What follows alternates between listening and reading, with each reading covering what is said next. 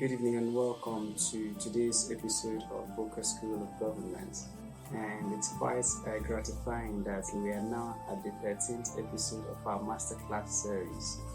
And remember that at Boqer School of Government, we are discussing and teaching biblical concepts. And our aim is to apply biblical concepts to contemporary governance, governmental, political and societal issues, contemporary issues. So there are things we can find from the scriptures and from other secondary materials that we can glean wisdom from and then apply in our lives. So that's what we're looking for at Boqer School of Government.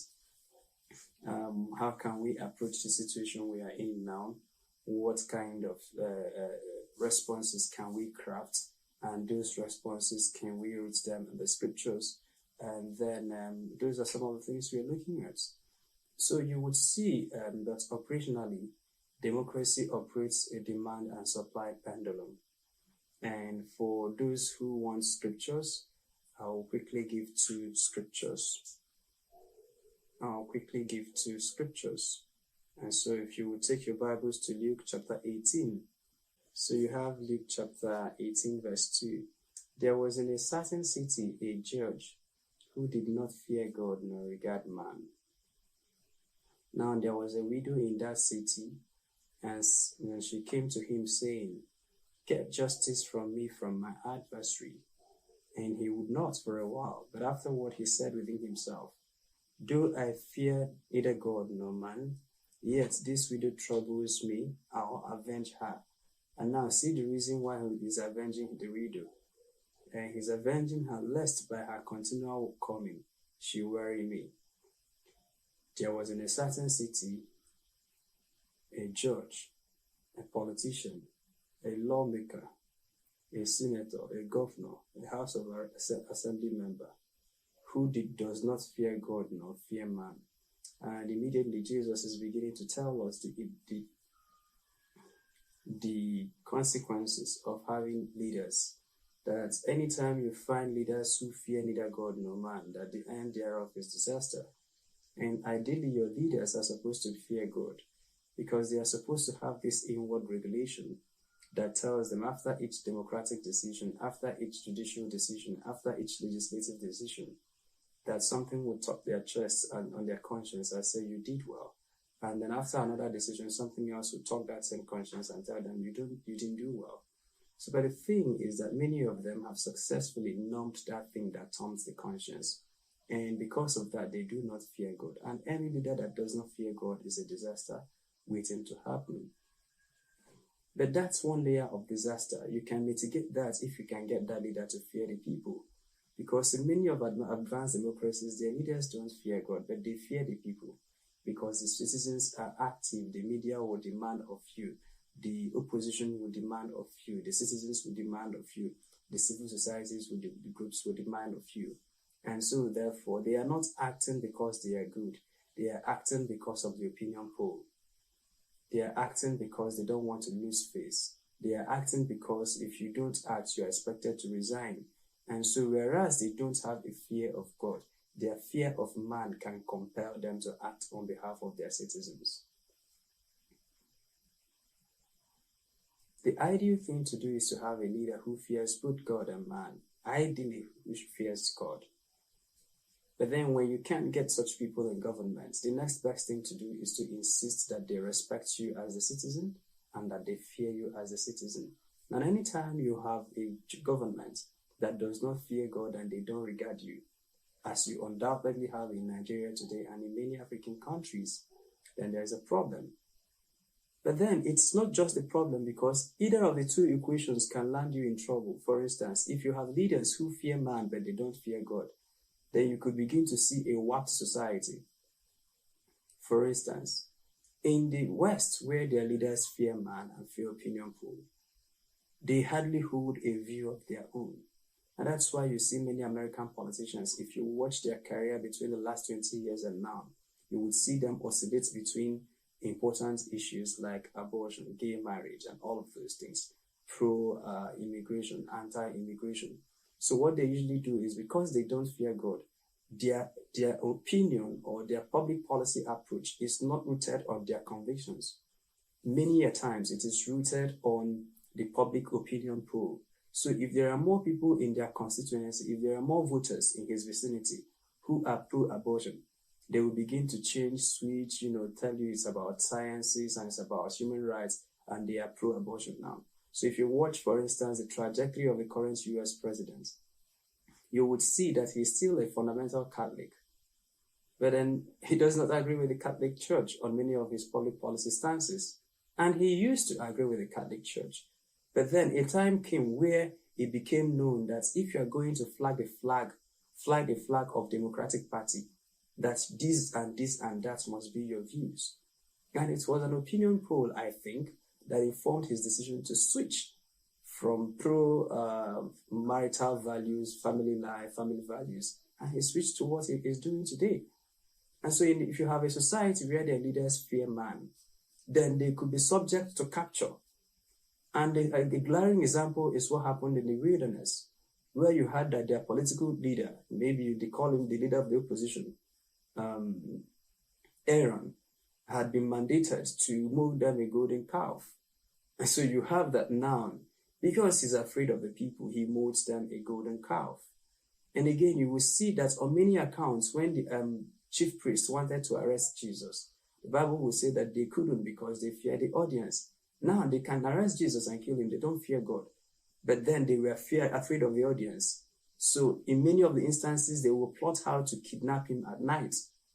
They would not want to grab him by the day, especially after he had performed a wonderful miracle or after he had done something marvelous. They will want to because they fear the people.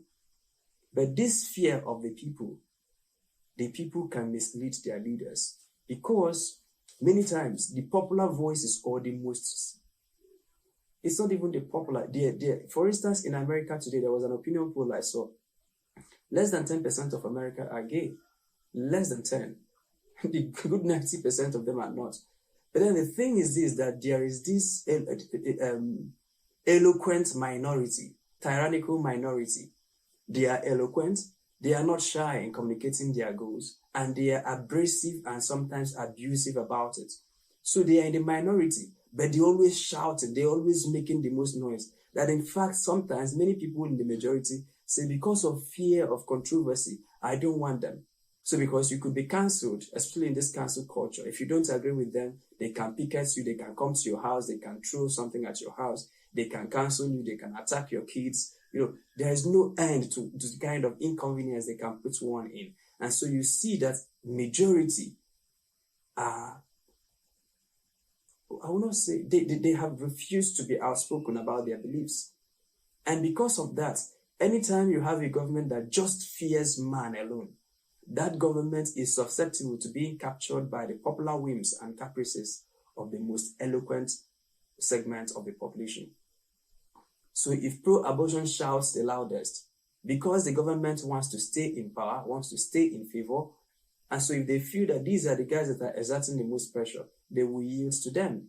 If pro-lifers begin to shout and deploy pressure, and it becomes so clear to them, to American politicians, that if you are pro-abortion, you can't win the elections, believe me, all of them will switch to pro-life, many of them, at least in the day. Maybe in the nights they will attend pro-abortion meetings, but in the day, you will see them on CNN promoting pro-life, because they need to say what they have to say to win elections. Very few. Now, this is not to say that in those democracies that you will not find leaders who are credible, that you will not find people who are insistent on their beliefs. You will find them, but we are beginning to see that they are now in the minority because of the tyranny of a few.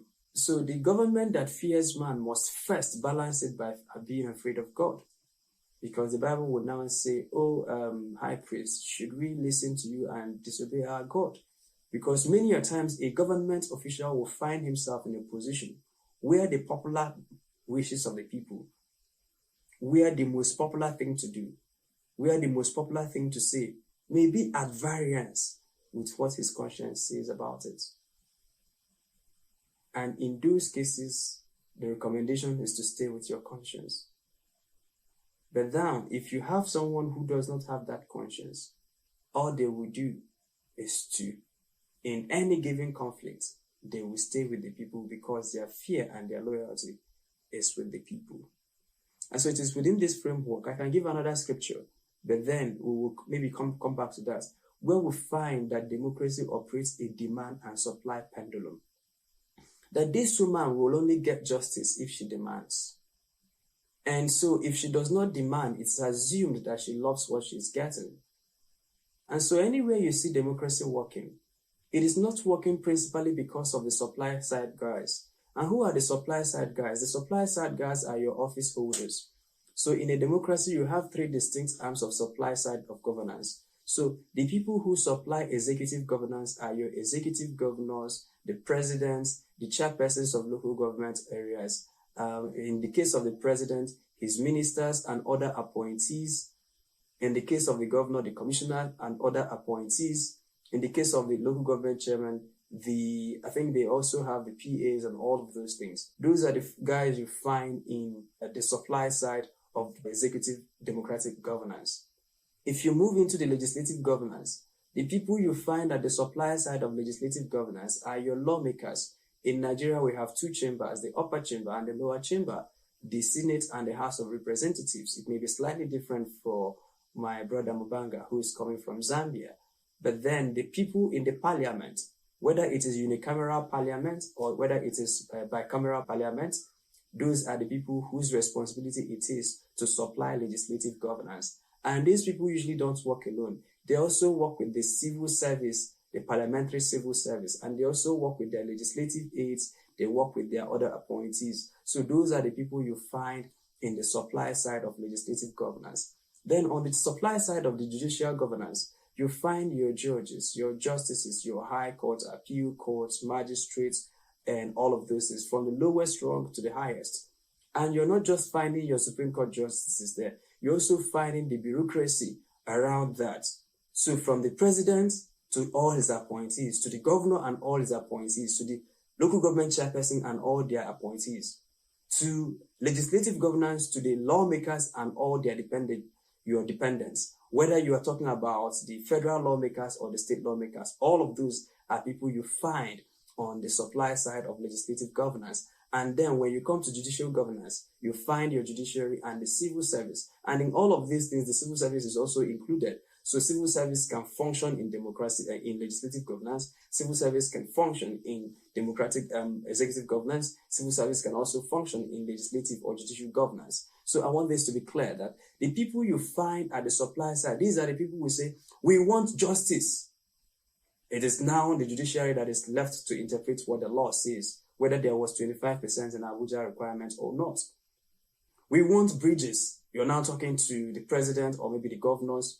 We want this law to be repealed and replaced. You're now talking to the legislators. So it is clear who the supply side guys are. But then you also have the demand side guys. All right? You have the citizens. You have the Chima Christians. You have the Ugochukwus. You have the Samuel. You have the Onyebuchi. You have the Mubanga. You have the Chinaro Tutu. You have Livingstone. You have Esther here. You have everybody. Those citizens, people tend to call them ordinary masses. I don't think that there's anything ordinary about the masses. In fact, in the democracy, as you will soon find out, the biggest power brokers are usually the masses. And you will find out, I will support this with secondary materials so that it becomes easier for you to live. The masses, the citizens. But then apart from the citizens, you have the media, who in some cases are described as the fourth estate of the realm, whose responsibility it is to checkmate, to look at that judicial governance. How is it supplied? Legislative governance, how is it supplied? Executive governance, how is it supplied? And sometimes they can bring feedback from the people to the top and then bring something from the top down. And in many of the cases, their work is to ensure that there is a seamless flow of relationship between the demand and the supply. So yes, the media is also fitting in that supply side of governance. The demand side. Because they can keep shouting, they are demanding, they are amplifying our voices and all. Then you have the civil society. So civil society are clusters of NGOs, but they are usually focused on thematic areas. So they may be working on health, another may be working on environment, another may be working on human rights, another may be working on rural children, another may be working on female. So usually they are civil society and they pick they pick their areas of intervention, because no man is strong enough to intervene in all aspects of the democracy of the nation. So you have the civil society, who in some cases function under clusters and thematic areas. And then you have opposition platforms. So for instance, P2B is not in government. All right? So you don't expect him to be building bridges. You don't expect him to be determining the monetary policy. You don't expect him to be determining the fiscal policy. You don't expect him to be determining the economic policy of the nation. But there are some things that are expected of him. It is his responsibility to make governance demands concrete and pressing. For instance, if Nigerians are suffering, he could mobilize his obedient movement to get on the streets. There are a lot of things you can do as an opposition platform. So that opposition platform can be docile, it can be timid. You can either reduce yourself to writing tweets and press statements. You can be active. And the last time we saw something that looked like an active opposition in Nigeria was between 2013 and 2014, when APC was just formed. And you saw them, they were protesting, they were marching, they were making governance demands concrete. No matter what the government does, if the government does 10 things, they will now go and pick 11 things that the government has left undone, and they are blowing it on the surface. Now there is acerbic opposition for the sake of it, opposition that is not mindful of the society. But there is a constructive opposition platform that as the government is doing their policies, you are doing an alternate policy. If the government, for instance, is not responding to the killings in the Middle Belt region, just this week we were told that more than 500 had been killed in Benue State, in addition to the many that had been killed in Plateau, in Taraba, in Adamawa, and in other such places. And the opposition can choose to maybe issue a press statement, grant an interview, or the opposition can choose to get more active. And I don't want to get ahead of myself, but maybe when it comes to that segment, we will discuss that, because that's actually part of the fulcrum of this conversation. So opposition platforms, whether they are opposition political parties like Labour Party or PDP, or they are opposition figures like Atiku, like Kwankwaso, like P2B, or they are opposition platforms like Kwankwasiya movement, obedience movement. These are all members of the opposition platform. So opposition platforms can be in terms of political party, they can be in terms of movement, they can be in terms of political figures. And so these are the demand side, guys. Now, many of the analysis that you see when they are pointing accusing fingers, or when they are analyzing the problems of Nigeria, many of their, and I'm sure each and every one of us here has had it, is pointing at the leadership. They say, oh, leadership is the problem of Nigeria. And we have been doing this for the past 60 years. And since we have been doing it, has it worked? The answer is no. And I'll tell you why. In my local parlance, they said that, I'll speak it in Igbo and then I'll try to interpret. So that means that he who is hard-pressed should lead the charge. And so what they mean by that is, if you are having a running stomach and you want to use the restroom, you are having a running stomach. That kind of running stomach that if you delay by 1 second, it feels as if it's about to stain your clothes. That's the kind of running stomach they are talking about. And they are saying that anybody who has a running stomach is the person who is running ahead of others. So if you're having a running stomach and you are telling your friends, come and accompany me to the toilet, they are not the ones that will determine the pace. You are to determine the pace according to how the thing is pressing you. If it is not pressing you, you can just be walking majestically to the restroom. But if you're really hard pressed, you have to run. And so while you are running, your friends can now run with you. What that means is that in any given equation, whoever is at the receiving end, whoever receives the shortest end of the stick is the person who should determine the pace. And many of the analysis you've heard about Nigeria and democratic governance is saying that the political leaders should lead the transformation of Nigeria. But that analysis is a little bit faulty, because if you're suffering from bad roads, for instance, your political elites have vehicles that can navigate better. Eventually, all of us will suffer, but there are people who will suffer more than the others. If you're talking about insecurity, the political elite has more access, can better locate their houses in insulated places, can hire security protection, can buy bulletproof vehicles, can fly instead of traveling by road. And then even when they are kidnapped, they can mobilize ransom faster and better than ordinary citizens. So in terms of security, they are better off. When you talk about education that is crumbling, they have the resources to send their children to private education. So what we're saying is that in any given realm where you have that there are unmet governance needs, and because of these unmet governance needs, people are suffering, we are saying that the masses suffer more than the politicians. Therefore, since it is the masses who are hard-pressed, they now should lead the charge in bringing about those issues to bear. Because anywhere you see democracy functioning, it is not functioning because of the supply side guys. Democracy functions, in fact, anywhere you see democracy working, it works only to the tune of the push-pull interaction between the demand and the supply side. I'll say this again. Democracy only functions to the tune of the push-pull interaction between the demand side guys and the supply side guys. Democracy functions only to the tune of the push-pull interaction between the demand side guys and the supply side guys. So if you have presidents and they want to be bad, but you have citizens who are active, now those citizens who are active can mobilize, assuming that this president wants to do 10 bad things, they can mobilize and limit him to 3, and they would have saved the society from experiencing 7. If this terrible president wants to do 2 good things, citizens can mobilize and force his hands to do 5.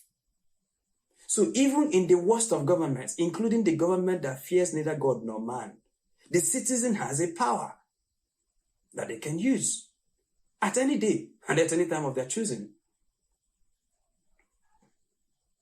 Constant worrying, because there must be that push-pull interaction. Look around you, anywhere you see, you know what people don't understand? Supply side governance can never be ahead of demand side. Never. Let's use any democracy that we consider advanced. Switzerland. All right? The Swiss cantonment system. Switzerland may be the bastion of democracy, peace, never had a civil war. Everything you can think of is there. But I can tell you for free, their citizens are not entirely happy. Every now and then, they are demanding, we want this, we want that, we want the other. Okay, say UK. That if many Nigerians, are fleeing to the UK because of the condition of living, but you will see that even in the UK, people are still protesting, people are still demanding for better. In fact, this prime minister now is about to, if care is not taken, to resign. When was the last time a prime minister served out their term in the UK? They have all been harassed to resign simply because of this wanting more. Citizens are still unhappy, despite all that UK has achieved. If you go to the United States, the dissatisfaction of the people is still there. Despite Trump's 4 years, Trump was not able to answer all the questions. Despite what Biden is doing in 3.5 years or nearly 3 years, he's not able to answer all the questions. So even if he's supplying governance, the demand is always ahead. In Switzerland, demand is always ahead. The supply side guys can only catch up. If the citizens are demanding for 20 things, the supply side guys, if they supply 17, that's advanced democracy. But the 3 are still unmet, and people are still angling to get that 3. And by the way, civilization is never a place you can get to. Because if someone is hungry today, he is asking for only food. But immediately he eats food, he will realize that his room is hot. And then he needs air conditioning or fan. And immediately he's cooled his temperature, he will realize, there is no TV in this house. I need television. Immediately he gets television, he will realize, why not? There is no electricity. When you fix the issue of electricity, he will realize that the Netflix subscription has timed out. If you subscribe his Netflix, he will realize that I don't like the movies they're making on Netflix. They are not making good movies again. This was someone who was hungry 30 minutes ago. Today, his problem is the quality of movies they're producing on Netflix. If you give him blockbuster movies, he's now worried about the speed of the internet. If you give him blockbuster movies and speed of the internet, he now wants them to produce all the 8 episodes at once so that he can binge watch them. Someone who was hungry 2 hours ago. His problem now is that why are they stopping at only episode 3? Why are they releasing 1 episode weekly? Why can't they release all of them at once? And so that is the same thing with societies. Because when you have solved the issue of what to eat, what to drink, where to sleep, the society will still have many more unmet needs. And that's why there is always this thing that the demand side is always ahead. You cannot find any government who, before the citizens can think of a problem, they have solved it. Tell me of one government anywhere in the world that their government, before the citizens can think of a problem, they have solved it. It does not work. It does not work. Even in the real market economy, it doesn't even work. Many of the products, iPhone 15, iPhone this, many of these products are as a result of the demands. How I wish my phone can be faster. How I wish this can be. And so, even when you have not said it out loud, they are able to know that, anticipate your problems. And because anytime they produce a product that does not answer to your problems, you don't send them. The product resonates with you because there is a need. Now, you may not even know that you need it until you see the product. But immediately you see the product, something about you will resonate with the product. And that is the way it is with democracy, that people must always need something before it's applied. And if people must need something before it is supplied, then it's only following logical sequence that people must demand or at least ask for things before it is supplied. Now, there are governments that once you say it, they will supply it. But there are other governments that you may have to say it 3 times before they supply it. There are governments that you may have to say it for over a 10-year period and they will supply it. There are governments that you may have to say it over a 20-year period, they will supply it, but you have to keep on demanding. When people look at advanced democracies and they look drawn to Canada and they flip out their phones and the next thing they are cursing at Nigeria, they are cursing at their countries of origin. Why? Because they picked up a few cents, a few dollars here and there. The train came on time. There were freeway. There are a lot of things working for them. But if you look at the histories of these nations, you will see that there were men and women who paid the sacrifices for those things to be there. And even till today, I was asking a friend earlier today, I said, close your eyes for a minute and imagine that there is no media in America. That any president can do anything they want and they are sure that there are things you will do in America, the media will discuss you for 7 days non-stop. If you do it in Nigeria, if it is reported at all, it will be discussed for only 1 day and then another thing, something else will trend. Even on the social media that is not controlled by the government. If there is something terrible that happens today, believe me, it can only trend for 24 hours, at the most 48. Because citizens have this curious inability to focus on issues. They are jumping from one trending issue, jumping from one topical issue to the other without finding closure on any. So take away the media in America.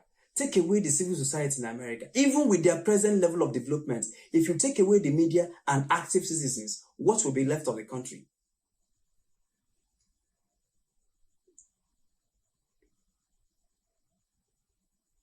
Is Donald Trump, for instance, better than Goodluck Jonathan?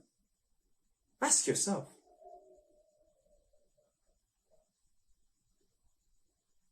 Take any president of America and compare them with Obasanjo. Is any one of them better?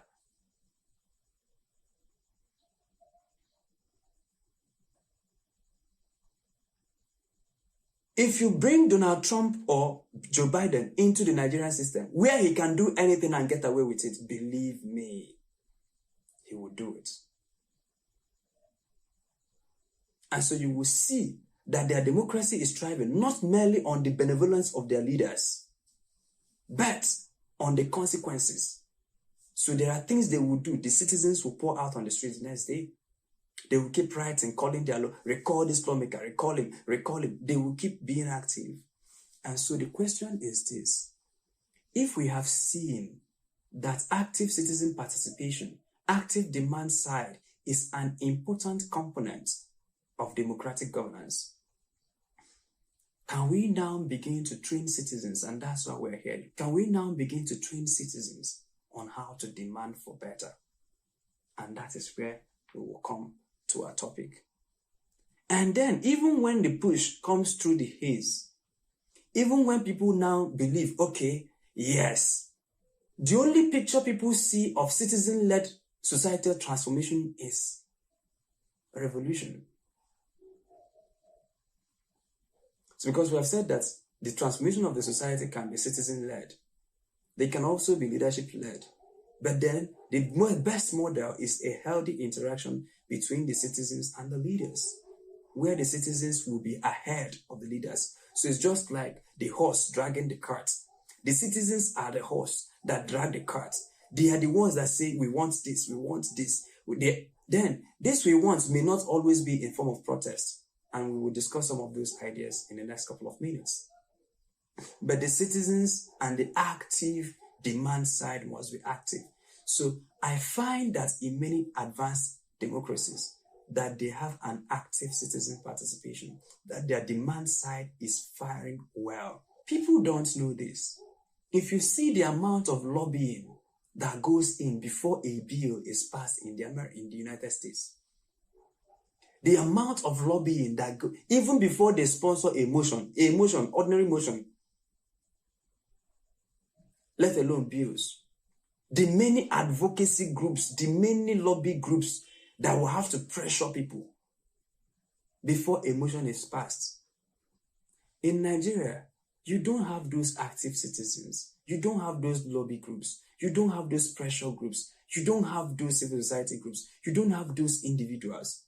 But then what do we want? We want to sit back in our houses, and the lawmakers will be passing motions, passing bills. That we are banking on. What we are doing is actually, we are not practicing democracy any longer. What we are doing is called monarchy or dictatorship. And it is in only dictatorship where the citizens have to solely rely on the benevolence of the leader, because they don't have the capacity to demand.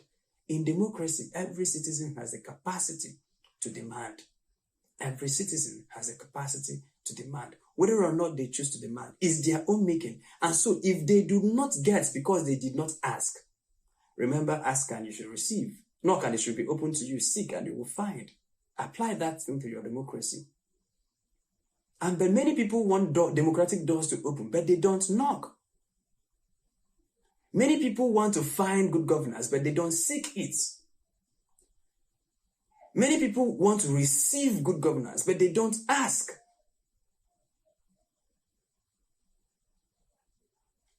Now that we are here, that we have agreed that we have a role to play, how might we play these roles? Nagging on Twitter is not demanding for good governance. I will use that example to draw down the point I want to make. If I want a public policy outcome, for instance, I can discuss that in the beer parlor. I can discuss that in my living room.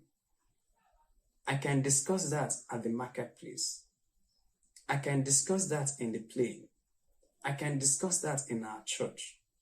But if it has to do with legislative governance, sadly, the law will not be made in the beer parlor. All those good ideas you discuss with your friends in the house, you must find a way to cascade it and bring it to the National Assembly. And this is a practical class. And so every one of us, if you so choose, we will give you templates and you will work and you will see that it will work. Because the topic we are discussing is what? Making change happen. Practical steps to influencing public policy outcomes. That thing that you are discussing with your friends, you are just wasting ideas left. That thing can become a law of Nigeria in 11 months. I have written something in my room and it becomes a state government policy. Because what we are doing is practical steps to influencing public policy outcomes. Practical steps. Many Nigerians have ideas. Last week we discussed that ideas are not enough. Today we are now discussing, how do I take this idea from this idea stage to where it can matter? I'm going to share, okay, if you guys are not on our WhatsApp group, please find ways to get on our WhatsApp group. Someone share the link of our WhatsApp group on the chats, because after the class, I'm going to send you guys, or maybe I'll post it publicly tomorrow. But if you want it this night, I'm going to send you guys what is called, oh my goodness, you guys won't believe what is happening in Nigeria. What I'm looking before me here is the Electoral Act Amendment Bill of 2023. And it has passed the second reading. It passed the second reading on the 9th of this month. It is just 2 pages. They are only about to alter sections. Let me read it. They're about to alter sections 10, section 28, section 47, and that's it. Just 3 sections. With all that happened in 2023, whether the server worked, the beaver, with everything that went on in the court, Electoral Act Amendment Bill has passed second reading, and they're only about to affect 3 changes. And these 3 changes has nothing to do with the complaints of many Nigerians. And if this bill fails, if this bill scales through, which is more than likely to scale through, and there's no significant change made, it will not be because there is nobody at the National Assembly. It will be because there are no Nigerians that are willing to engage.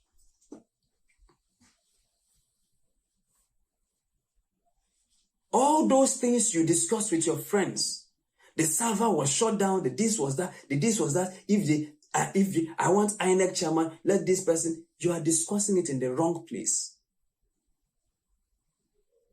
You are discussing it in the wrong place.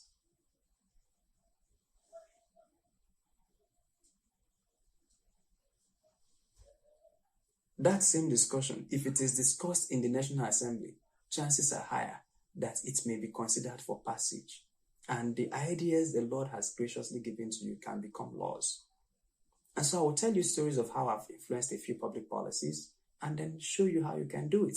And what I would so love is that we will take up something and do it in 11 months. In fact, we can do something in less than 7 months. Whether you are talking about legislative governance, judicial governance, executive governance, they are open to being influenced. Open to being influenced. So let's start. First, identify the problem you want to solve.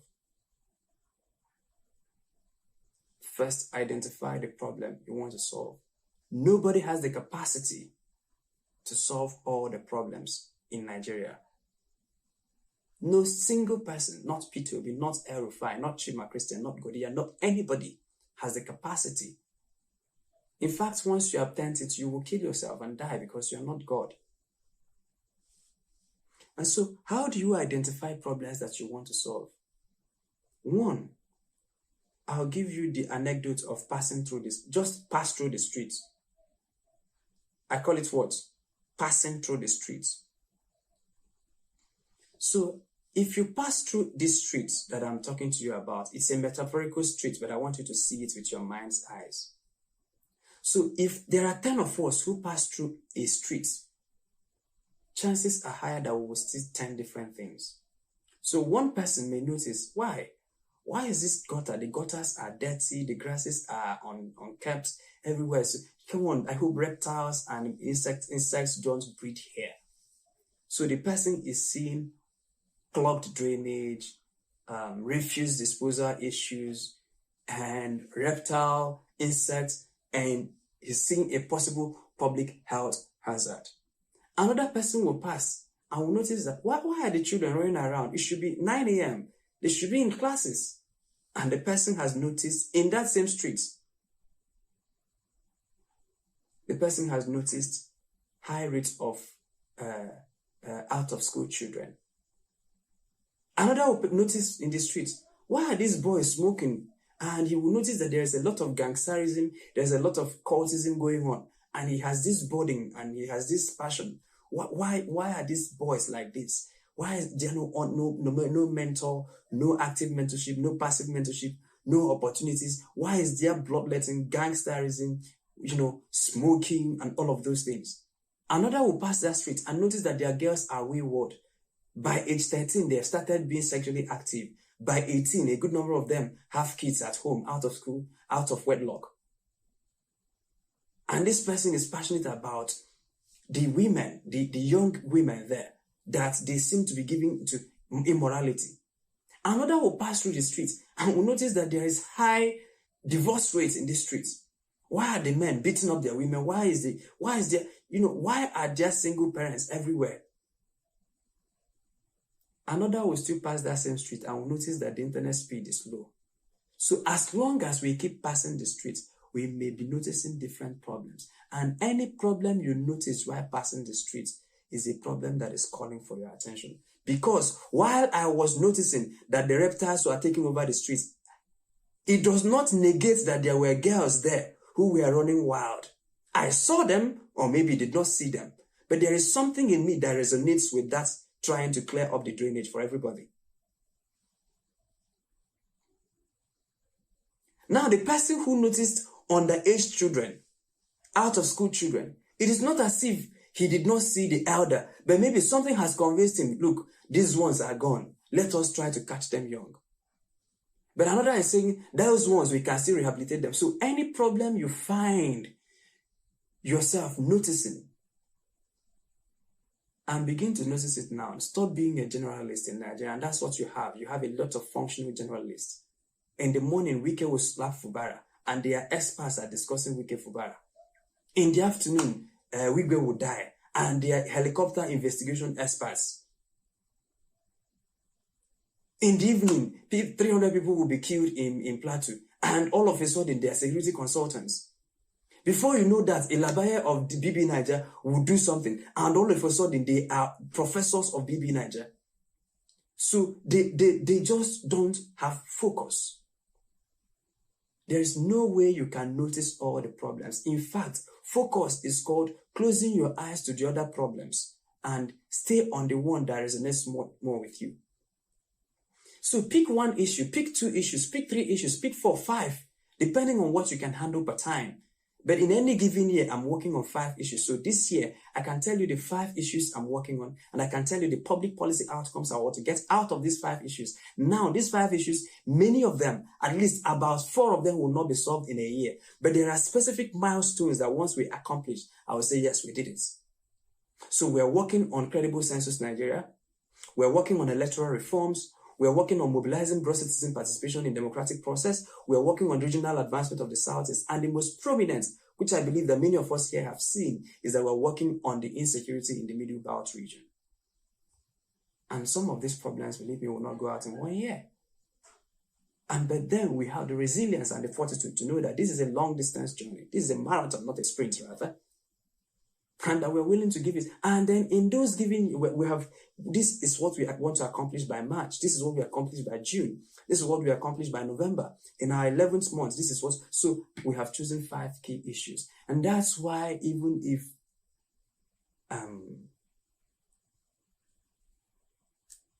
something that is not in these 5 usually will not get my attention. Usually. I may not even know that it's happening. And even if it's happening, maybe it becomes so prominent. I might read about it, shake my head, and I'm believing that there are other people who are working on that. Because there is no way I can work on all the issues and make impact. And that is why I must select the one I can influence and begin to exert myself in that area. So you go around, pass through that metaphorical streets we talked about, and see the problems you can identify. And those problems that identify or resonate with you are now issues that you will now begin to intervene if you so wish. Now, the second layer is, after you have identified the problems, is why are you working on these issues? Are you doing it for money? Are you doing it for clout? Are you doing it for exposure? Are you doing it to build your following? Are you doing it to advertise yourself? And Jesus will say, if you're not doing it out of love, it's not accepted.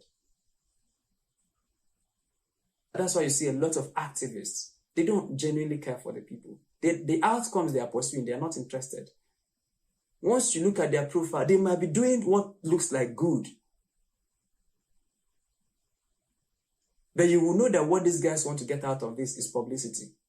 They just want to, for instance, you know about people, just when people were killed in Mango, one of them took his camera and his singlet, went to Mango and was discovering zinc on the road and was doing all of the things. And for them, they don't care about the people who are being killed. It's clouds. This is a topical issue. Let us jump on it now. And once the Mango stops trending, they will stop because they're not interested in the people. They will jump on the next topical issue because they are jumping from topical issue to topical issue to maintain their clout. So if clout is what you're looking for, you may find it. If money is also what you're looking for, you may find it. If exposure is what you're looking for, you may find it. But my recommendation and the recommendation of the scriptures is that you do it for utterly selfless reasons. Selfless. You don't have to. David doesn't have to publish that he killed the lion and the bear. In our social media generation, let them kill just even one small lion. One public policy lion they will kill. They will draw a big signpost. Lion killer #1. And once you go to their social media, it will be screaming lion killer. Jesus will say that you've gotten your reward. Because it is not left for us to choose our place and time of reward. And that's what many activists do. They want to act on an issue, but they want to reward themselves. Yeah, there is this underage children, I'm passionate about the children, but once they do it for 5 months, they want to reward themselves with visibility. They want to reward themselves with appointment. They want to reward themselves with something. It is not for us to choose the place and time of reward. Again, you can choose. And Jesus will say that you have gotten your own reward. Or you can wait for him to choose the place and time of your reward, either in here or in time, or there in eternity, wherever he so chooses, whenever he so chooses. And that's why there are a lot of the interventions you will do, you will not publish. There are a lot of the things you do for the people, you will not post it. There are a lot of the things you do, even when you are forced to post them, you now know that you are posting them from, remember that class we talked about philanthropy? You are now posting things in a way that dignifies the person. The way our social media charlatans post their interventions. Oh, we went to the village today, we bought 25K. And you will see them posting women. They gave 2,000 naira and the women were dancing.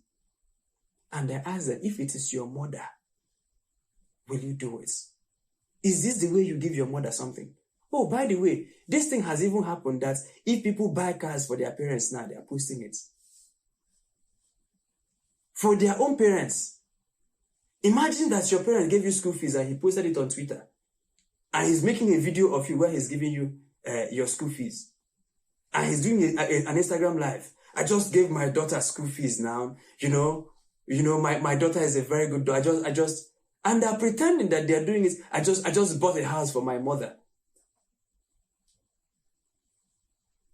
Now, this is their own parents that they are using for clout chasing. What would they do with other people's parents?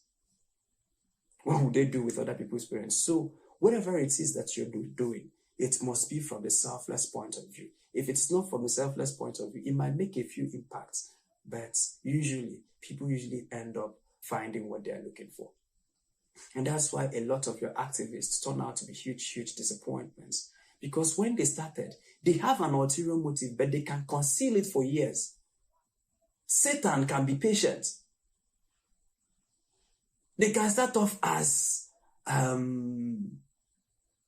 will mention names. They can start off as, what is this guy called now? Your minister. What is this minister that served under Boqer's government? the lawyer that worked with Gani Fawemi. I've forgotten his name now. But you can also see people like the guy that was writing articles that eventually became Buhari's spokesperson. What is it? The pastor. Well, maybe their names should not even come up. That's why I'm forgetting their names. But I'm saying that you can see people every week. Festus Keyamo. They are doing. They are everywhere. I know go agree. But actually, it's their pockets. And how you will know is that they start putting themselves in the center of everything. They must be seen. Because for them, it is visibility. How can I help somebody and the world does not know about it? No. They will not help people that they always intervene on trending issues. Someone in their village is being locked up in the prison. They will not intervene. But once they see a case that trends, they will jump on it. Those are the people you're looking for. Because for them, it's not about intervention, it's about clout. And eventually, they will trade that clout for what they are looking for. So they will spend 10 years building profile and eventually spend the next 10 years destroying the profile they built. Why are they destroying it? Because they were not genuinely building the profile for the people. They were not genuinely intervening. They were all looking for government position. So what they were doing is positioning, strategic market positioning.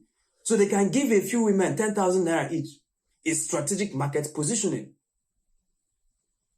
They can do a few pro bono cases.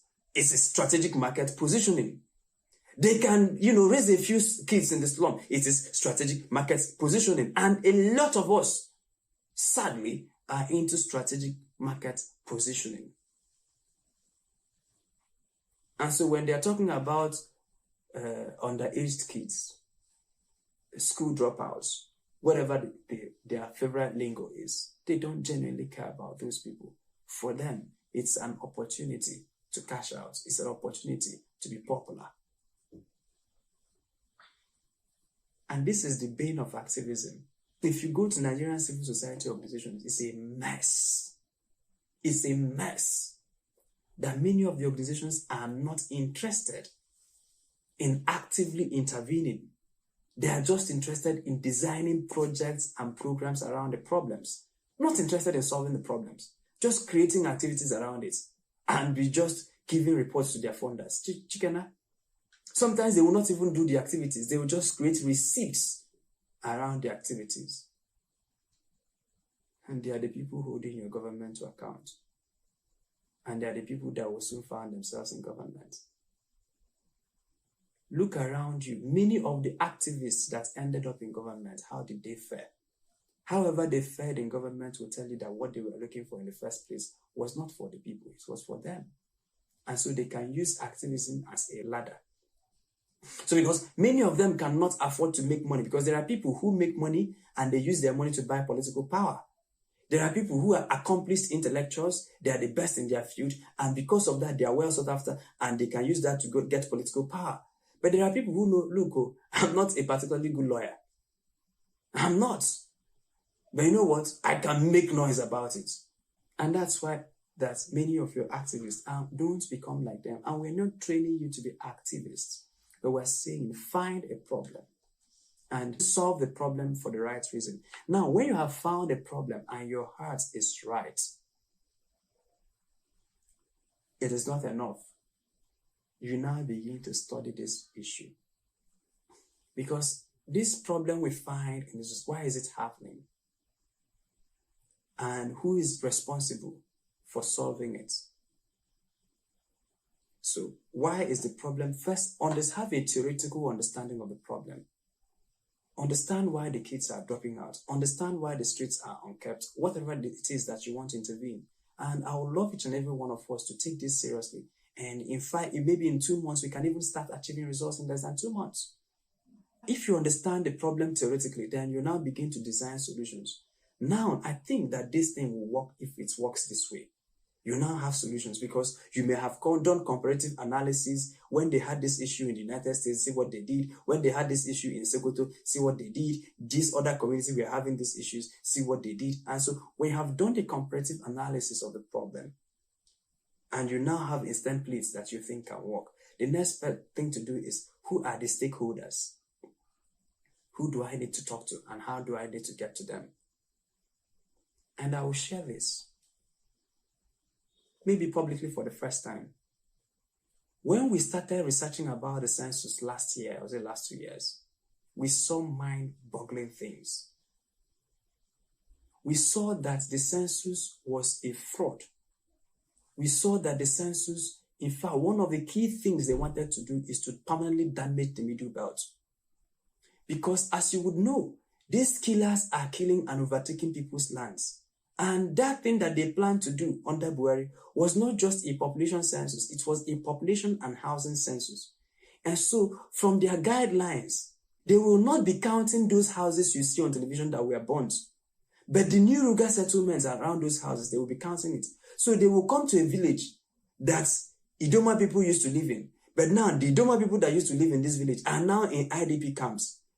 And they will come to that village and they will now say that when we came to this village, we saw Fulanis here. And it will be gazetted as a federal government official gazette. Which means that the people that you permanently displaced from that, from that community are now permanent IDPs. Because from a federal government gazette, this land now belongs to a new landlord. And so when we saw a lot of problems that if we go into that, that's not the subject because I'm just using this as an instance. There were a lot of other issues and we knew that Nigerians would be damaged greatly on the account of that census. And so we identified what are the solutions. We identified a 10-point solution, also from research. And who are the stakeholders? We began to talk to people who know people, talk to people who know people. Eventually, I met someone who works with President Jonathan. And I made my presentation to him and I said, this is the problem. This is how big the problem is. These are the solutions. I said, these things you just told me now, can you put it in writing? I said, why not? I put it in writing. So I first of all identify the problems, magnify the full consequences. If you allow this to happen, this is what will happen to you. Or at least to your people. And then this is what I think we can do to stop them. And I put it in writing. And that thing got to someone who I'll leave unnamed. And that someone next day took my letter and met with Governor Samuel Ortom. And in that very day, after they had like 25 or 30 minutes meeting with Samuel Ortom, discussing what I wrote in my room, Samuel Ortom came out and granted a press conference that Benue is not part of the census. And out of our 10 points recommendation, Benue state government went ahead and implemented 4. And those were some of the things that led to the postponement of the census. At least Boqer did not hold that census. Now, I can find about that problem. I can be nagging about it. I can be saying, they're about to marginalize us again. So you have to identify the stakeholders. And if you identify them, how can I reach them? If you identify lawmakers, for instance, I've done, like now, I was watching the television. I'll give you another example. I wasn't even watching the television. I was just reading the news. And I saw that Senator Ned Nwoko was on television discussing the bill. They want to alter the Firearms Act of Nigeria to grant every eligible Nigerian the authority to bear arms. And he was proposing that bill, and the news reported it. And I said, okay, Senator Ned Nwoko is proposing this bill. And this bill is tangential to the work I'm doing around the Middle Belt region. I went to the website of the National Assembly. Do you know that all the lawmakers, that their numbers and their email addresses are on the website of the National Assembly? I went there. I've taught my associates how to get it. Get me Senator Ned Nwoko's number. They got his number and his email. I drafted a 3-paragraph memo. My name is Chima Christian. I'm reaching out to you because of a bill you recently sponsored. Can I have a copy of the bill? In less than 1 day. Sure. Meet my associates, so and so person. Oh, so and so person. My name is Chima Christian. This is what I'm working on. I reached out to Senator so and so because of the so and so, and he says I can get the document from you. Sure. In less than 72 hours, the document is in my email. And now I have a document. When I finish analyzing the document, I will now ask, this analysis that I have done, who can act on it? Is it the lawmakers? Or are there other stakeholders? And if there are other stakeholders, how can I reach them? So sometimes if you find a problem and find a solution, don't just stop at complaining about issues. The laziest thing to do is to complain about issues. But now if you ask the person, what is the solution? They don't know because they have not stretched their mind far enough into preferring solutions. But if you want to intervene, you must not just know about the problems, you must have solutions. You must not just have solutions, you must know who to implement the solutions. You must not just know the problems, have the solutions, know who to implement the solutions. You must know how to get to them. And when you have eventually gotten to them, you must have the persistence to stay on the issue until it is solved. And there are issues that you can stay on for 1 year. There are issues. That does not mean that that's the only thing you do. But you follow up. Before people started hearing us about elections, there was, I think, a 4 or 5 months in research. Before people started hearing me about middle belt insecurity, there was 8 months of on-the-ground work, researching the issues. I was discussing with a sister colleague here, who is also here, my dear sister, and I sent her a draft document, and she just made notes and remarks to me. So good news, Damilola. Those remarks you sent to me, you will have to fine-tune it, and you yourself will go to the National Assembly and present that remark. And maybe that will be your own assignment. That thing you wrote on WhatsApp, it does, because what you wrote to me on WhatsApp, laws are not passed on my WhatsApp chat, unfortunately for us. Laws are passed in the National Assembly, so you must know when is there the public hearing for this particular case. You must find out the day of the public hearing. You must now articulate those things, write it properly. This is my view, and this is why I hold this view. And know who to address it to.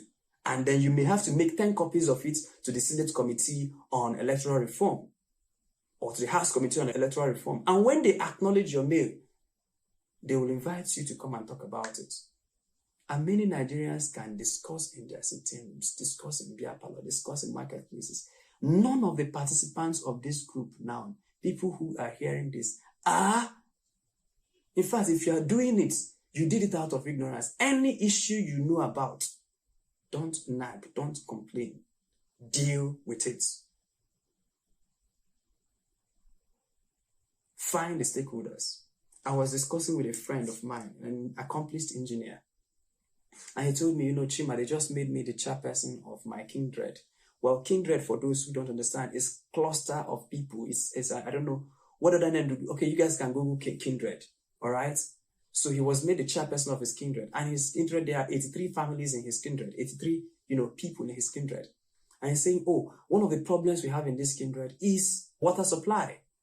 He says, if the 83 of us can task ourselves to produce 30,000, this is how much it will get us. And now we can now say we have taxed ourselves for 30,000. Let us reach to prominent members of the community. And they are now advancing. They are about to sink a borehole in that place.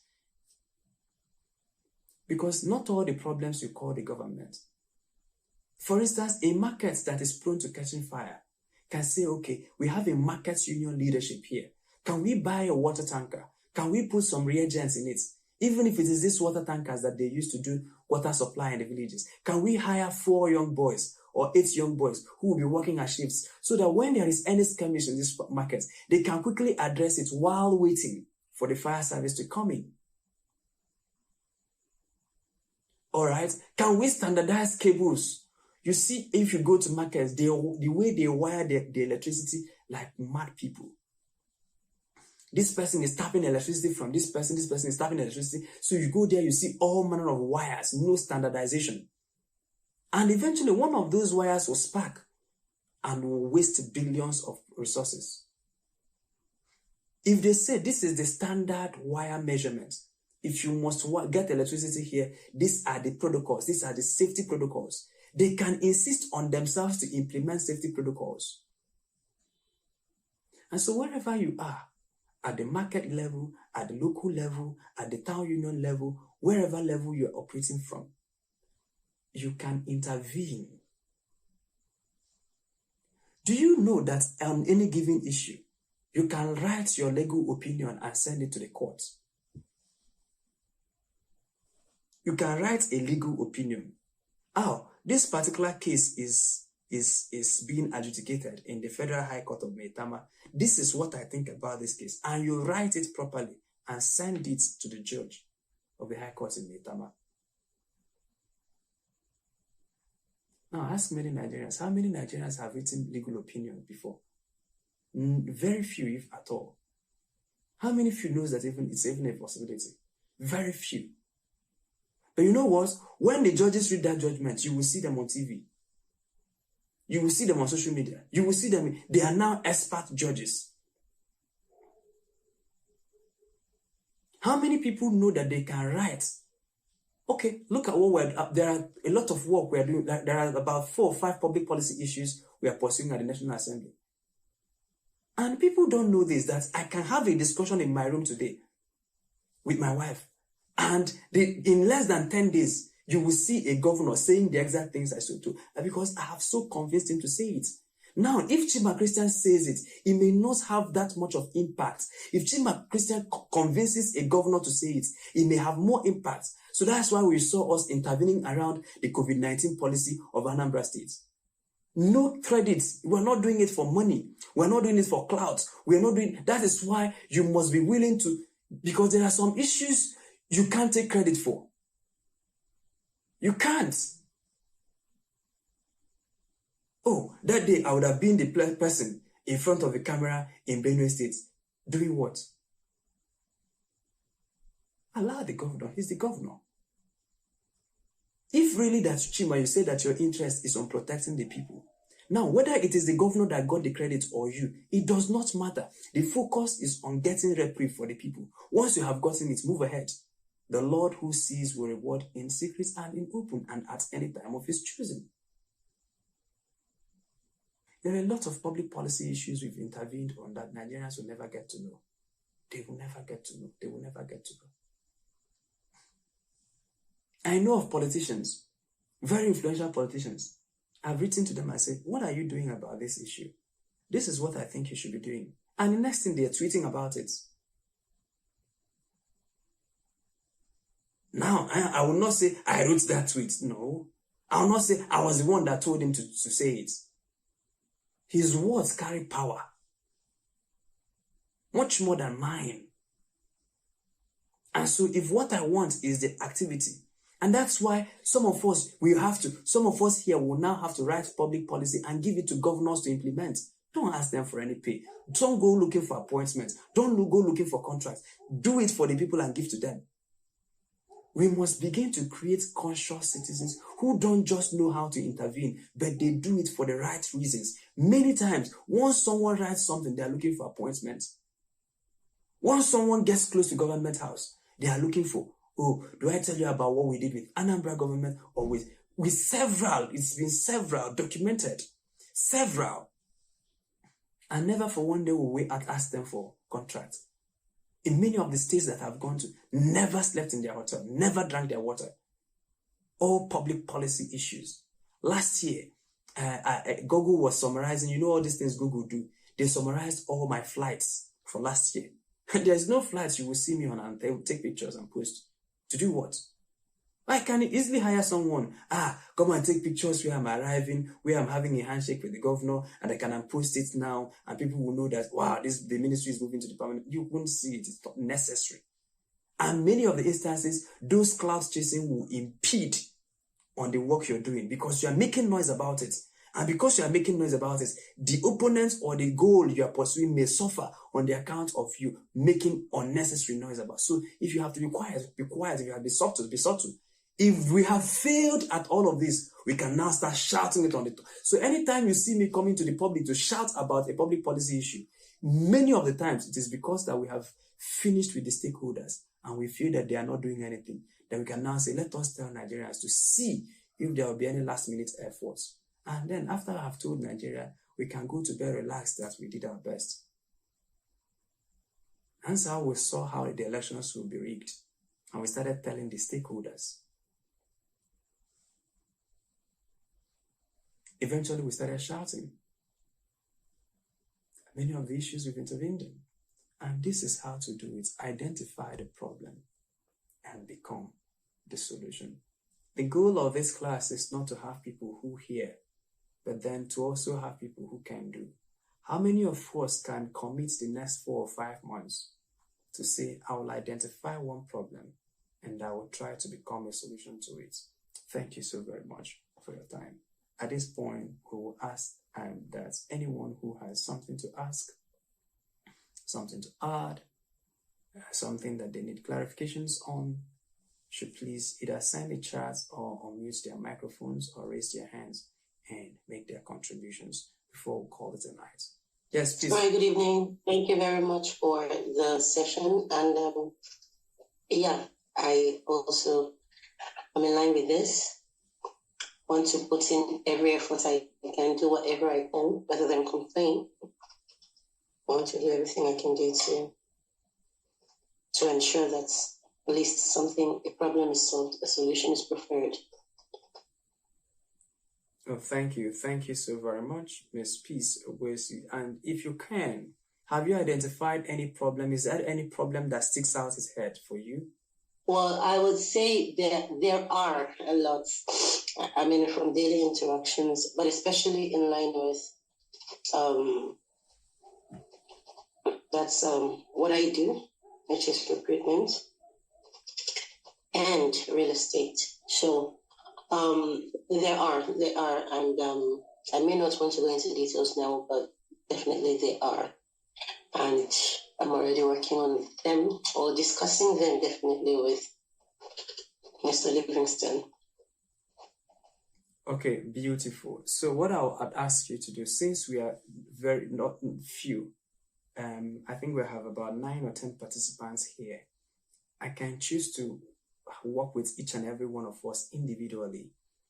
Whatever it is that you're working on, we can help you identify and walk through all the steps. So if you're committed to it, you have my details. You can go to the group chat and pick up my telephone number from there. You can send an email. So let us work together. And I'll usually advise that we start with one issue so that it doesn't become overwhelming. And when you have done one and you have seen, wow, so this can be done, and you're like, are you serious about this? And then you want to do the second one. Then you're now doing the second one from the motivation and the impact and the encouragement gotten from the first one. There was something I was discussing with a friend, and he's saying, Nigeria can never be better. I said that, he was just saying a lot of things. And I asked him a simple question. What solution, what issue are you working on? None. And I said to him, what issue are your friends working on? Not issues you are complaining on. We all have issues we are nagging on. Oh, believe me, every Nigerian, they have, if they are not nagging about Buhari, they are nagging about Wike, they are nagging about insecurity, I'm not asking what are you nagging about. All of us can complain to the high. What are you working on? Do you know friends who are working on something? I went to the National Assembly late last year, and my friend who works there said, oh, come and say hi to my boss. I want you to work with him. Oh, this is a very brilliant young person. He was introducing me to the boss. You need to work with him. And I asked him, man, what are you working on? Because I can only help you with what you're working on. How can you be answering honorable? You have this big office. You're about to buy 160 million SUV. And you're not so you're just walking around the National Assembly in 4 years. And that's how people become governors and make a waste of it, because they don't have issues they are working on. What policy outcomes? Because many a times, this is getting sweeter. Many a times people are focused on becoming. I want to become the senator. I want to become the lawmaker. Don't focus on becoming. Not all of us will become a political office holder. The space cannot accommodate all of us at once. But this is not to blow my trumpet. I can tell you for free. I have made impact in Nigeria much more than 2-term governors. And we will not share, you won't see it on our CV. There are people who have stayed in the National Assembly for 8 years and have affected Nigerian laws more than they have. And have not gotten to the Senate. I have not even pasted my posters.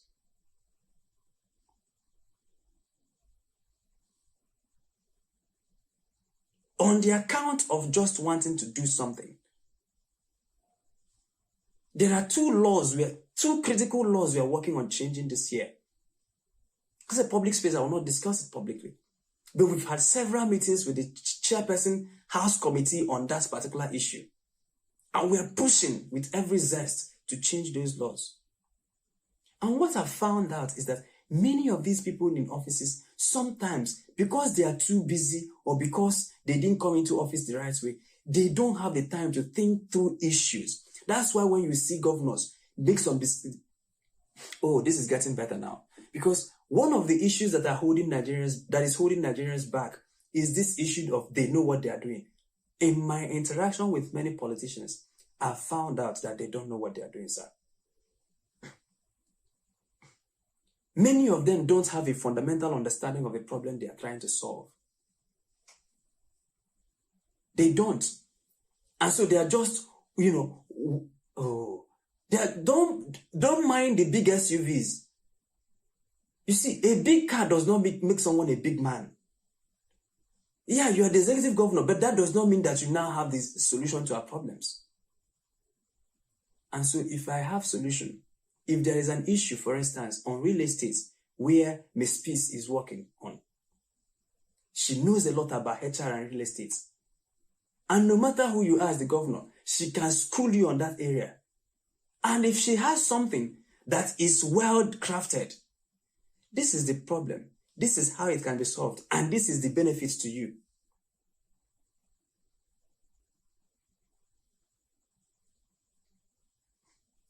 And you mean it to the right person without wanting to take credit, without wanting to be paid, without wanting to be seen. You can achieve quiet results. And eventually, if it is the Lord that you are serving, He will choose the day of your announcement. He will choose the day He wants to reward you. He might not even reward you with political appointments. Because I see people congratulate every now and then when I do something, they'll say, one day your efforts will pay off. And what they mean by efforts will pay off is one day I'll become like Festus Keyamo.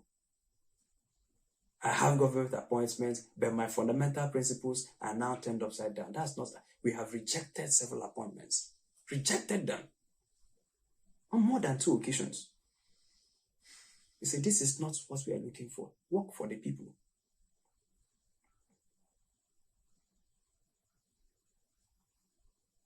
We have to find that generation that must be altruistic. Why did I share these personal stories? To help encourage someone that this can be done.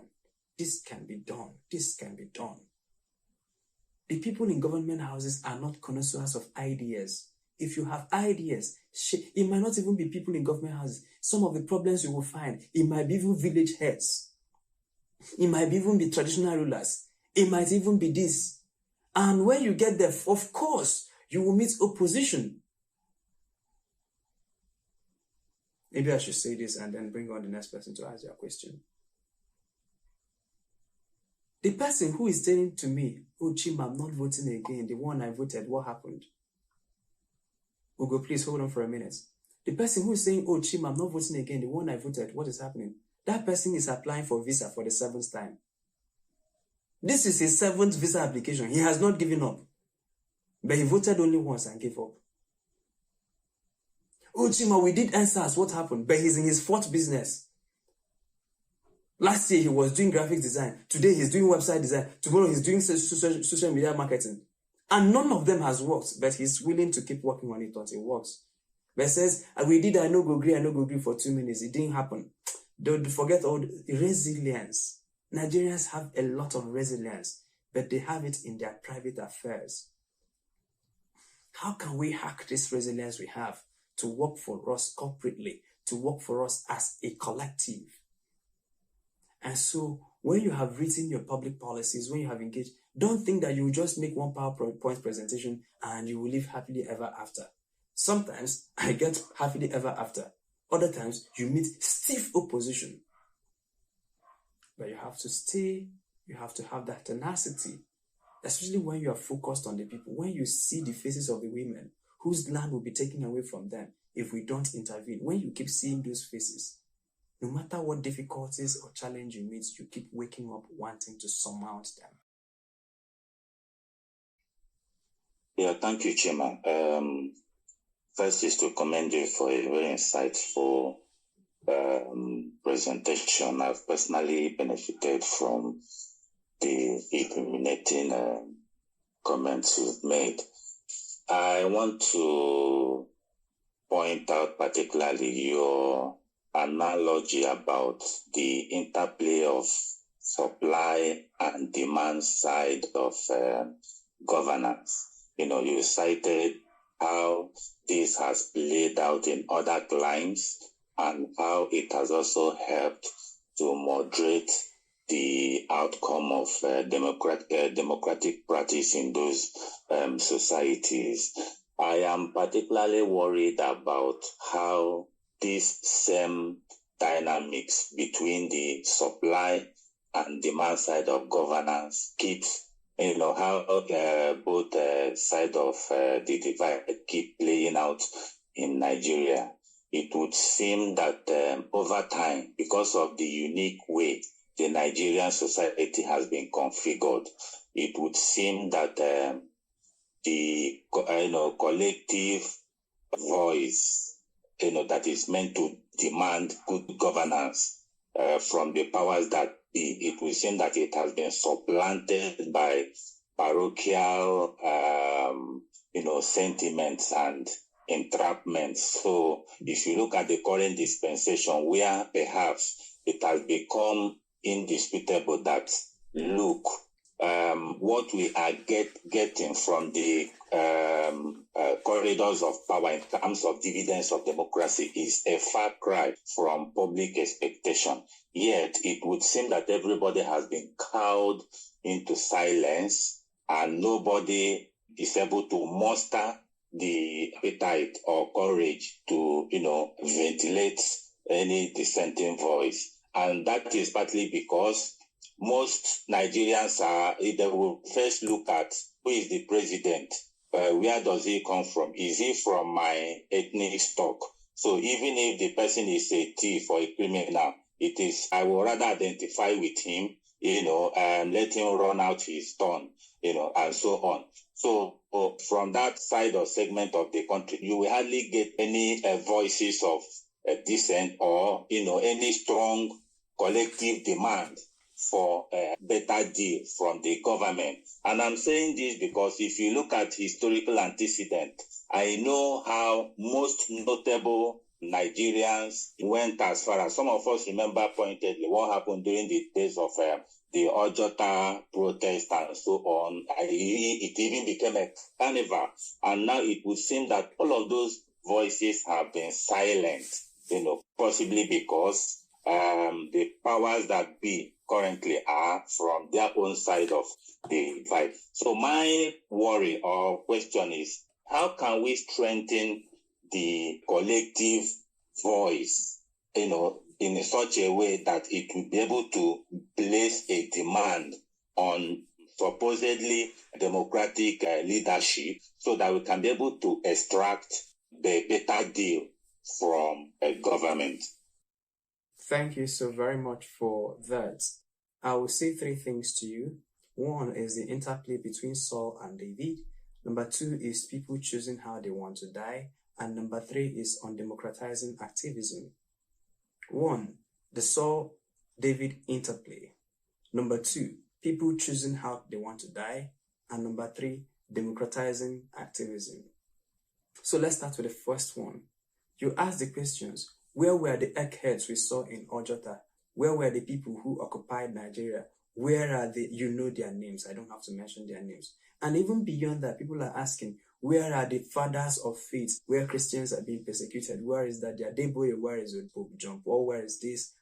And I say to you, anytime Goliath is roaring and King Saul is hiding in his basement, maybe because he has been compromised, maybe because the Goliath is from his kindred, maybe because of threats, maybe because of fear, maybe because there were a lot of skeletons in the cupboard. We don't know what it is, but what we just see on the surface is that Saul is not responding. It is an opportunity for David to emerge. I'll say this again. The people who occupied Nigeria in Ojota in 2012 are no longer there. They have left the streets for you and I to occupy. We will have to take it if we want. It will come at a price, of course. But if we so choose, we can do it. Oyedepo is not talking. I can grow my voice to talk. Abioye is not, I can grow my voice to talk. And I might not be listening to the first time. I might not be even listening to the 9th year. But if I keep speaking, eventually, the nation has no option than to listen. So anytime you see Saul refraining from battle, either due to compromise, due to timidity, we don't know why I don't want to speculate why the people in Ojota choose not to protest this time. Well, we already know what is happening. They are in government. The people who occupied Nigeria in 2012 are in government. Their friends are in government. And so they are not occupying it. But they have left Ojota for us to occupy. And the people, instead of becoming Davids, are complaining and pointing accusing fingers at Saul, whom the Lord has rejected, but the David has refused to emerge. And so my problem here is not to keep mourning over Saul, but to raise the Davids. And there's a reason why you are feeling that way. It might be, as Mordecai told Esther, that the Lord has appointed you for such a time as this. Our fathers have played their role. Some of them have compromised. Some of them were bought over. Some of them are just outrightly plain tired. Some of them may have been threatened. Some of them may have skeletons in their cupboards that the government is squeezing them on. We don't know. Some of them may be that they don't even have the burden. Some of them may be genuinely because the Lord did not ask them to intervene. But whatever it is, we don't know. But we know that they are no longer occupying the streets, and they have therefore created a vacuum for David. Let the Davids arise and stop mourning the death or the decline in the activism of Saul. Number 1. Number 2, choosing how to die. What you find in many advancing democracies is what I call propaganda. All right? Propaganda. Because it is propaganda in the sense that the government knows, of course, that they can't kill everybody. There's no government, including the government of Iran or Iraq or Afghanistan, that is so powerful enough to kill off all their citizens. None. Even American government is not that powerful. They have not created the government that can successfully kill all their citizens. But what do? They kill a few and frighten the rest. What you are dealing with in this kind of democracies, because I understand what people mean by interplay, because yes, I don't see that people get killed for demanding for good governance in America or in Canada. But doing that in Nigeria, you could be killed. And that's a potent risk, and we should not wish it away. You could be arrested, you could be disappeared, you could be imprisoned. Things can happen, and they have happened. But you see, the question is this, that thing you saw people being kidnapped, being disappeared, being killed, is active mind manipulation and active mind bending. And by the end of this class, nobody here will succumb, except if they so choose, to that active mind bending of the government. Now, anti-malarials is now 3,250. I can tell you this because I travel. I know because the Lord has made it for me to know. If you know the amount of Nigerians who die weekly, because they can no longer afford anti-malarials, you will weep for this country. In the core north, people just slump and die. Malnutrition. They just slump and die. Ask anybody who you know in Sokoto, people just slump, they just sleep and don't wake up. In their droves. Go to Togo, you will see Nigerians in prison there. If you see Nigerians going through the deserts just to immigrate, today they are using dangerous routes. And every now and then you hear of ships capsizing. Many a times they are imprisoned in the airport, because what the Europeans are doing now is that they have identified those transit countries. And Europeans are working actively with those transit companies to say, oh, if you can hold them back in your country, we will be in charge of pay. So actively, some European governments and Italy and Spain, most notably, are paying some African countries to detain Africans who want to travel. That's why a lot of Nigerians are being detained in some transit countries. Now, these are people who are being detained, killed. This year alone, the number of people who have had accidents and died because they can't access emergency healthcare services. The number of pregnant women who have died this year alone because there are no basic healthcare supplies in the hospital far outweigh the number of people that have been kidnapped, killed, tortured by oppressive regimes since 1960 to date. And so when people tell me, Chima, stop doing this, they will kill you. And I ask them, the 500 people they killed in Benue last week, what did they do? Do you know the number of Nigerians that they kidnap daily? Never mind that kidnapping trended 2 or 3 weeks ago. It has not stopped. It's just that it has stopped trending. On a weekly basis, if you know the number of Nigerians that are kidnapped and killed, the number of Nigerians kidnapped on a weekly basis cannot be in any way close to all the Lekki toll gates of this world, all the Delegiwas of this world. Put them together from 1960 to date. They are no match for the number of Nigerians kidnapped on a weekly basis. I tell people, bad governance kills much more than repressive governments. But you know what? People can prefer to die in the hands of malaria than to protest that malaria drugs be made available. People can prefer, at least let kidnappers kidnap me, than to come out and demand that the government puts an end to insecurity. People can prefer, well, let me be in prison in Togo than to be in prison in Nigeria on the account of demanding for good governance. And these are deliberate choices we make daily. Sometimes because we don't introspect. Sometimes because it's a viral, individualistic society where people are not interested in solving the problems for everyone else, but in solving the problems for themselves. The last is on democratizing activism. Nigerians must find ways to democratize activism, I can tell you for free. Look at that man in Mangu that trended 3 weeks ago, the Christian Association of Nigeria chairman in Mangu local government area. He made a viral video painting a picture of the military's complicity in all the conflicts, that the military has taken sides. And he told it as it was, plain outright truth.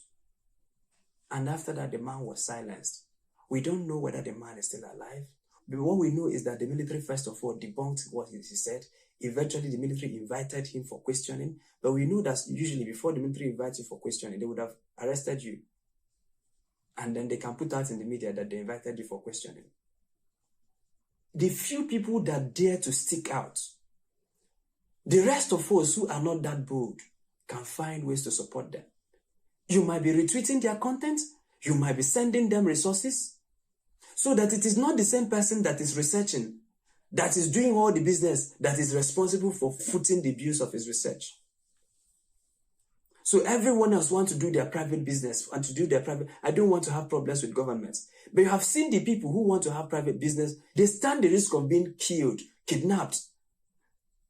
But we have not found a way to democratize it. We have not found a way to support it. Yes, the number is not in such a place where it should be. We have not gotten many voices to speak for the people. But even the few voices that speak for the people, we are like clapping for them. Chima, well done, no. Jiseke, well done. We are seeing what you are doing. David, you're doing well done. We are seeing what you're doing. This person, well done. No, we are seeing what you are doing. Support us. If you find credible people doing something, find ways to support them. That's the best way to democratize activism, so that the person is not bearing the cost alone. There was a brother, we were planning the protest together in Abuja, the last protest. And 2 days to the protest, he called me and said, Chim, I'm not going to be part of it. I tried to convince him. He said, I'm not going to be part of it. Eventually, I asked him, what is happening? He said his aunt asked him, if the government pick you up and put you in prison today, do you have a lawyer? He says, no. Can you afford a lawyer? He says, no. It says, if they pick you up and say that your bail bond is 4 million, do you have 4 million to bail yourself? He says, no. He said, if you don't have all of these things, don't go to protest because I will not answer you when you call. And he quickly walked away. Now, I know that this guy is bold. If you give him legal support, he will protest. And there are a lot of people who want to do something, but they don't have the resources they need. There are a lot of people who want to do something, and they have, they are not doing it for money. They are just doing it because they care. If you identify those credible individuals, and you know that they are working for the society, if you cannot take the risk they are taking, at least subsidize the work they do. And so I've said 3 things now. The Saul and David interplay, the absence of the Occupy Nigeria 2012 is an opportunity for new guys to begin to occupy Nigeria. There's no law that says it must be the people who occupied it in 2012 who occupy it in 2024. If they don't show up, show up. We can say like, look, anybody who is living in this kind of country, you are just one fluke away from being killed, one mistake away from being kidnapped, one accident away from death, one sickness. Even celebrities who have money, just one sickness and your entire savings is wiped off. Just one. If we know how close we come to death every day in this kind of country, people will not be afraid of their lives. And by the way, while we were protesting NSAS, some of us are still alive, but there are people in their homes, and the policeman wanted to just fire his bullets up there to scare people away. The bullet left people who are on the streets and hit people. So my attitude to life is that the day it will end, it will end. And the day you can't stop it. You can't add one cubit to it. And there are people who will look at what our Christ Jesus did, and they will accuse Christ Jesus of dying untimely. They will accuse the apostles of dying untimely. And Jesus is the one that they said they are worshiping. But they will not demand for something because they don't want the risk. Yeah, if you demand for good governance in America, I don't think there are too many costs compared to here where you can be kidnapped. But yet, Jesus practiced his ministry in such a hostile environment. The early apostles practiced their ministry in such a hostile environment. If our ministry is in what we are being called, and we find that the environment is hostile, or we can go back to him and say, I didn't want to be kidnapped, I didn't want to be killed, so I didn't do what you asked me to do. Well, I wish you luck. Either ways, Nigerians are dying. Whether they died in the protests, or whether they die when the ships capsize, or whether they die in Benue, or whether they die on Christmas Eve, or whether they are just walking and trucks fall off Lagos Bridge, even in this day and age, and kill them, or whether they are slumping and dying of hunger, Nigerians are dying. And I tell you, the volume of Nigerians dying daily is much more. The volume of Nigerians dying daily in the hands of bad governance is much more than the volume of Nigerians that can ever be killed, kidnapped, or imprisoned on the account of their activism. I will take one more comment and we will call it a day. Basically, I had own experience with the police where I was racially profiled. They thought that I was a suspect in another crime. The police came around, pulled guns out on me, had me on the ground, handcuffed me, falsely detained me. I ended up submitting several complaints against the police department for what they had done. And the police department had their own investigative committee. And of course, the police covered for the police, and they decided that they were justified in their actions. And of course, I had a problem with that. So I started looking around for different organizations that could help me. I ended up pairing with the Progressive Democratic Party here in the States locally. We revamped the police committee. There's an outside oversight committee for the police department that actually handles citizen complaints against the police department. They had an investigative party or oversight committee for the police department, but they were a little scared and they were controlled by the city government. So they weren't really taking the complaints of the citizens seriously. I did research on several oversight committees for police departments throughout the country. I compiled a little letter I went before the city council and I told them of my findings. And I said, the oversight committee that's supposed to represent the citizens of Knoxville are not taking the complaint seriously. They're not investigating them. And the police are just getting away with sometimes murder. We did eventually getting them to revamp the oversight committee for the police department. We actually went before the city council and asked them to have the police wear webcams so that anything that they're doing, the police officers here in Knoxville, they have to wear the camera on their persons at all times so that the cameras at the police department can record their actions while they're on duty.